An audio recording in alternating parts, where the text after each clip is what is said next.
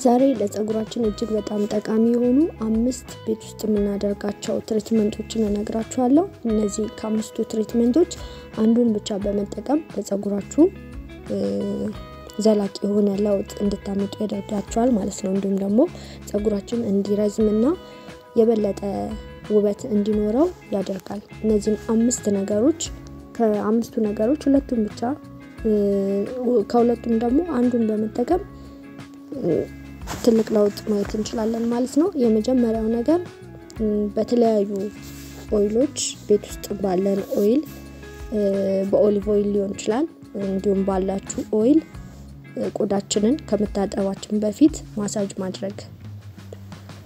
ኮኮናት ኦይል ሊሆን ይችላል ወይ ካስተር ኦይል ወይም ደግሞ የሮዝመሪ ኦይል። እነዚህ ነገሮች ከነዚህ ከሶስቱ አንዱን በመጠቀም ቆዳችንን ማሳጅ ማድረግ ከ5 እስከ 10 ደቂቃ ማሳጅ ማድረግ።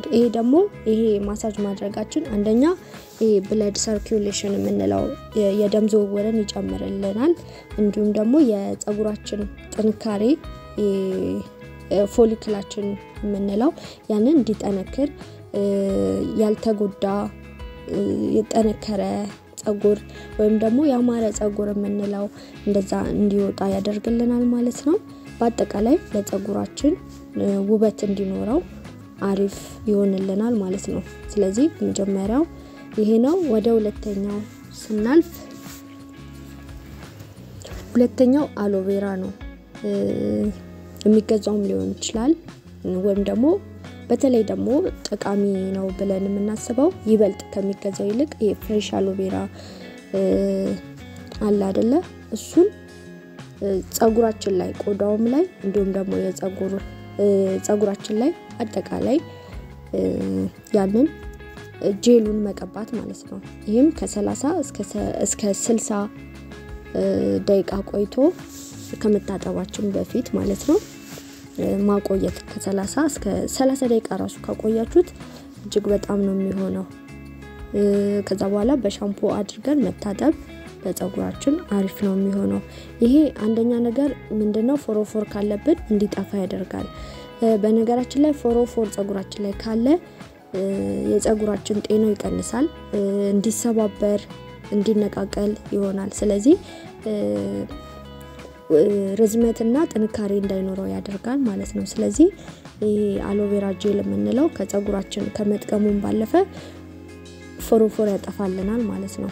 ስለዚህ የፀጉር ርዝመት እንዲኖር እንዲፋፋ ብዛት እንዲኖረው ያደርጋል ማለት ነው። ሶስተኛው ነገር ማድረግ ያለብን ከነዚህ ከሁለቱ ውጪ በሌላ መንገድ ደግሞ ትሪትመንት ማድረግ ከፈለግን የሽንኩርት ጭማቂ የምንለው ነው። ይሄ የሽንኩርት ጭማቂ የምንለው ሽንኩርቱን አንድ መካከለኛ ሽንኩርት እንወስድና ያንን በደንብ አድርገን እናደቀዋለን። በጁስ መፍጫ እንፈጨዋለን ማለት ነው። ውሃውን ስለሆነ የምንፈልገው እንፈጨዋለን። ከዛ ቆዳችን ላይ ፀጉራችን ላይ ሳይሆን ቆዳችን ላይ እየከፈልን ቆዳችንን ብቻ ጥጥ በመጠቀም ሊሆን ይችላል ቆዳ ፓርቱን መቀባት። ፀጉራችሁን ፈጽሞ እንዲነካው አታድርጉ። ማለት ያናክል ችግር የለውም፣ ግን በተቻለ አቅም ቆዳችሁ ላይ ብቻ በማድረግ ከ15 እስከ 20 ደቂቃ አቆይቶ በውሃ መታጠብ። ይሄ የሽንኩርቱ ሰልፈር አለው በውስጡ። ይሄ ደግሞ ለፀጉራችን ጥንካሬ ለብዛት ከፈለጋችሁ በተለይም ደግሞ ይሄ የፀጉራችን ስር በደንብ እንዲያድግ ያደርጋል ማለት ነው። ብዛትን በመጨመር ርዝመቱን በመጨመር ደረጃ ብዙ ጊዜ ሲጠቀሙ ያለው ይሄ አንዱ ለኔም የሰራልኝ ነገር ነው ማለት ነው። አራተኛ ላይ ማስቀመጥላችሁ እንቁላል ነው። የእንቁላል ማስክ የምንለው ማለት ነው። አንድ እንቁላል ወስዳችሁ በደንብ ሚክስ ታረጉታላችሁ። ከምን ጋር ካላችሁ ከላይ የጠቀስኳቸው ኦይሎች አሉ አይደለ? ወይ ኮኮናት ኦይል ወይ ደግሞ ኦሊቭ ኦይል በመጠቀም አንድ ላይ ሚክስ ታረጉታላችሁ። በደንብ ሚክስ ካረጋችሁ በኋላ ይሄንንም ፀጉራችን ላይ ሳይሆን የቆዳችን ላይ እንቀባዋለን ማለት ነው። ጸጉራችሁ ቢነካው ምንም ችግር የለውም ግን ይበልጥ ጥቅም ያለው ቆዳችሁ ላይ ብታረጉት ነው ሙሉ ቆዳችሁ ላይ በደንብ አዳርሳችሁ ማድረግ ይሄንንም ከ20 እስከ 30 ደቂቃ አቆይታችሁ በውሃ መታጠብ ይሄም እንግዲህ ያው ብዙ ጊዜ እንቁላል የሚታወቀው ፕሮቲን አለው አይደለ ፕሮቲን አለው ተብሎ ነው የሚታወቀው ያ ደግሞ ፕሮቲን ደግሞ ያው ለጸጉራችን የጸጉር ርዝመትን ጥንካሬን እንዲሁም ደግሞ ብዛትን በመጨመር ደረጃ አጠቃላይ ፕሮቲን ይጨምራል ነው የሚባለው ስለዚህ ይሄ ማስክ በተጠቀም ለጸጉራችሁ እጅግ በጣም አሪፍ ነው ማለት ነው አምስተኛው ነገር የሩዝ ውሃ ነው የሩዝ ውሃ ነው ሩዙን ከቻላችሁ ለ24 ሰዓት ታስቀምጡታላችሁ በመትፈልጉት ያክል መጠን አድርጋችሁ ውሃውን የምትጠቀሙትን ውሃ ማለትም የአንድ ብርጭቆ ግማሽ ያክል አድርጋችሁ ትዘፈዝፉታላችሁ ማለት ነው ግን እንደምትጠቀሙት ብዛት ነው ለሁለት ሰው ከሆነ እንደዛ ሩዙንም ውሃውንም በዛ ታረጉታላችሁ ግን ውሃው እንዳይበዛ ከሩዙ ተመጣጣኝ ነገር ታረጉትና ትንሽ ተረፍ ያለ ከሩዙ ማለት ነው አድርጋችሁ ለ24 ሰዓት አቆይታችሁ ብትጠቀሙት የበለጠ አሪፍ ነው ግን 1 ሰዓት 2 ሰዓት ማቆይታችሁ መጠቀም ትችላላችሁ ግን ከውስጡ ያለው ኒውትሪየንቱ በደንብ የሚያወጣላችሁ ለ24 ሰዓት ፍሪጅ ውስጥ ካስቀመጣችሁት በኋላ ያንን ልክ እንደ ሻምፖ መጠቀም ትችላላችሁ ማለት ነው ብዙ ጊዜ ያው ሻምፖ አይመከርም አይደለ ብዙ ጊዜ ጸጉሬን አወጣብኝ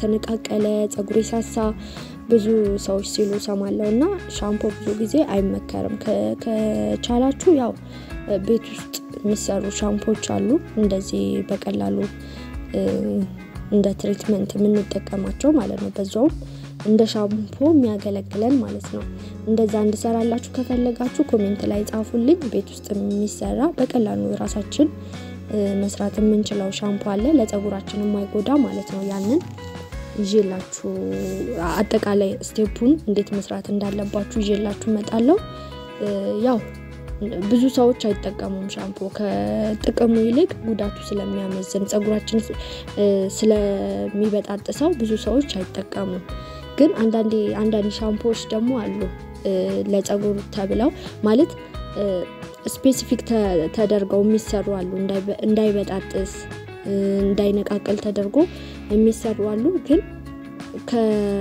እንዳጠቃላይ ስናየው ያው ሻምፖ ለብዙ ሰዎች አይመችም ወይም ደግሞ ጉዳት ያመጣባቸዋል ብዙ ጤነኛ እንዳይሆን ነው የሚያረጋው ስለዚህ ያንን ከፈለጋችሁ ኮሜንት ላይ አስቀምጡልኝ እሰራላችኋለሁ ስለዚህ የሩዝ ወተር እንደ አንድ በሻምፖ ቦታ የምንጠቀመው ነው ማለት ነው ያንን ትተን ሻምፖውን ትተን ይሄንን ትሪትመንት አድርገን መታጠብ እንችላለን ይሄም እንግዲህ ልክ ከላይ እንደነገርኳችሁ የጸጉራችን ስትሬንግዝ ይጨምራል በአጠቃላይ ቁመት ይጨምራል ያው በውስጡ አሚኖ አሲድ እና ቫይታሚን ስላለው የሩዝ ውሃም እጅግ በጣም ለቆዳችንም ለጸጉራችን ርዝመት እጅግ በጣም አሪፍ ነው ማለት ነው ከነዚህ ከአምስቱ አንዱን በመጠቀም በሳምንት ውስጥ ለውጥ የምታዩበትን ለውጥ በርግጥ በሳምንት ውስጥ አይመጣም በወር ውስጥ በየጊዜው ጸጉራችሁን ስትታጠቡ ከነዚህ ከነገርኳችሁ አንዱን በማድረግ የሆነ ለውጥ ማየት ትችላላችሁ በወር ውስጥ ሊሆን ይችላል በ3 ሳምንት ውስጥ የምታዩት ነገር ይኖራል